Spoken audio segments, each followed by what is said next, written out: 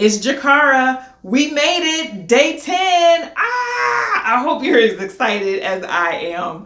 This has just been a journey. Just because every tip that I've given you so far is something that I have done. I am speaking from experience. My life has been all over the place, and I'd love to continue the conversation and share with you what I've learned and how I can help you further. But this last tip is so important. And it's all about change. It's about embracing change. So I'm going to give you some tips on how that works at work, but realize and understand that change is inevitable. And that is in every area, in every aspect of your life.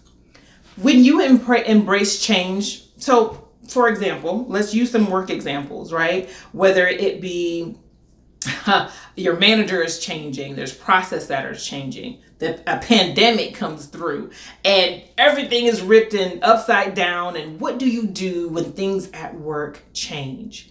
Number one, I want you to acknowledge your feelings. It is okay not to be okay. It's okay to realize that layoffs are happening and I'm worried about my job. It's okay that you are thrown into working virtually when before you were in an office setting. It's okay that, you know what? I'm upset that I have to rearrange my whole life. What do I do now? So acknowledge your feelings. But then number two, don't stay there. Don't stay there. Ask questions. How do I move forward with this new change? I don't want you to get into the way it used to be, or how we used to do it, or the good old days. Those good old days are gone. Whatever the change is, it's going to stay that way for a little while until it what? Changes again.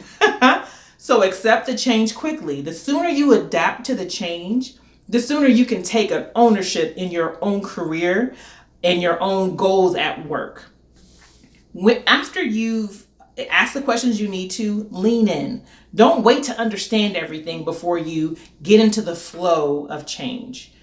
Lean in, use the tools, be the first one to get into the process, meet and connect with the new people that might be there. And then in that way, people are looking to you as a lead and as a leader, with or without the title. So acknowledge that you may have some discomfort or some all-out anger and hate toward the change. Adapt to it as quickly as you can. Ask questions and lean into the tools that are there. More importantly, this idea of change is more, again, not just at work, but at home and even within yourself. The idea of the framework of the leadership trifecta is all about creating transformation in those three areas of your life. Embracing the change, all it will do is allow you to move quickly through these steps, through these transformational steps, into another realm of your life that, guess what, will change you again. So the sooner that you learn to embrace change, and when you are comfortable with being uncomfortable, the quicker you can move through. I love that, every area of our life, you can become a master in one sense, but when maybe you're a great employee, right? But now you're a new manager. You have to start at the bottom again and start learning how to be a good manager, great boss. And then you may get a director position. You're starting over. There's a different set of skills you have there. If you are a single person and you get married, there's some skills you got to learn. You got to build back up. And then you have a kid. You got to start at the bottom and build back up. That's life. Embrace the change that comes and know that these 10 days of transformation that you've just gone through, you may have to go through it again at your next level. And I want to be there with and for you. Please, let's stay connected. Reply back to the email where you got this. Follow me on social media. I'd love to continue this conversation and help out wherever I can. So y'all, and I always say it at the end of my motivational, is stay inspired. And I say that because it can be so hard not to.